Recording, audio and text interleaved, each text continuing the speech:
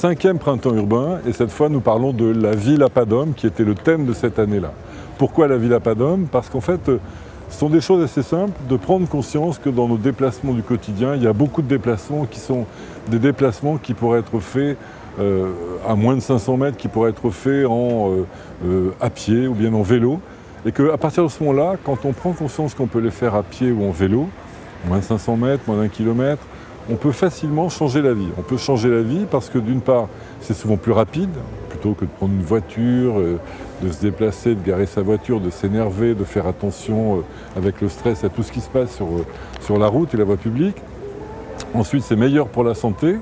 Enfin, ça permet de découvrir la ville différemment. La ville à pas d'homme, elle est différente, elle est plus sensible, plus délicate. Il y a plein de petites choses qu'on voit, des détails. Et puis on a aussi envie de changer ces détails, de les améliorer. Et puis en même temps, elle est bien meilleure en termes de sport, d'utilité. Donc c'est la raison pour laquelle nous développons ce concept avec bonheur. On a fait une cartographie aussi des déplacements. Et puis ensuite, on va en tirer des conséquences, on va mettre en application ça. Peut-être voir comment on peut amener les enfants à l'école. C'est ce qu'on appelle le pédibus à pied ou le vélobus en vélo, avec des parents mobilisés autour le matin. Voir aussi comment on peut lancer de nouveaux, évidemment, équipements cyclables. On en développe encore actuellement, on va continuer. Comment on peut lancer de nouvelles sentes piétonnes et piétonnières pour relier les quartiers.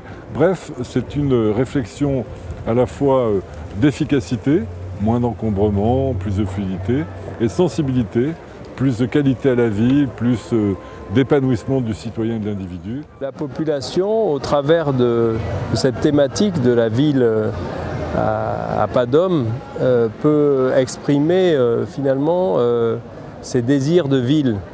Et finalement, à Saint-Médard, la ville est distendue. On a un centre-ville ancien, mais ensuite la qualité de vie s'oriente vers les espaces extérieurs, vers la nature, et donc naturellement, c'est à pied qu'on se déplace agréablement dans ces territoires. Et pour autant, ce n'est pas seulement de la balade dont on parle véritablement de lien social, de déplacements utiles, à pied, qui sont des compléments de la ville en déplacement urbain, déplacement transport public, etc. Donc modalité douce de déplacement, la ville parcourue à pied, c'est une nouvelle façon de concevoir l'urbanisme. Et moi, j'attache beaucoup d'importance à dire, au fond, dans un petit centre-ville dense, c'est facile de raisonner comme ça, mais il faut aller plus loin et il faut faire en sorte que cette ville à pas d'homme constitue un vecteur pour les nouveaux rapports sociaux dans les endroits où il n'y a plus que le logement.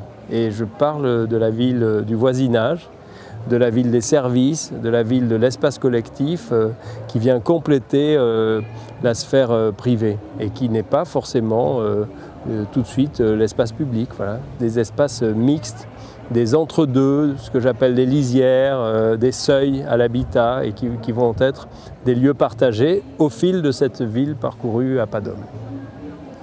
Dès qu'on peut parler architecture et urbanisme, je trouve que c'est toujours très bien, hein, c'est mon métier. Alors évidemment, je prêche pour ma paroisse, mais c'est bien de responsabiliser, de sensibiliser les gens. Voilà.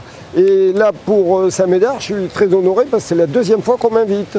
Et donc moi, à chaque fois, j'apprends des choses. Hein. Les gens ils croient que j'ai la science infuse. Non, non, non. Là, j'ai été piloté, cornaqué par les gens de l'urbanisme, par l'archiviste, etc. Donc j'ai pu rentrer dans le bunker de la maison de l'ingénieur, le parc de l'ingénieur où on se trouve, qui a été préservé, merci.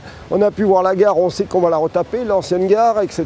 Bon, et je trouve ça super. Et puis surtout, au départ, quand on est arrivé à moins 10, il n'y avait que 2 personnes. Là, j'ai eu un peu peur parce qu'il y avait une chaleur éclatante, enfin écrasante plutôt. Et puis finalement, on était une bonne quarantaine et c'était très sympa, quoi, avec les gens d'ici qui m'ont appris des choses aussi, quoi.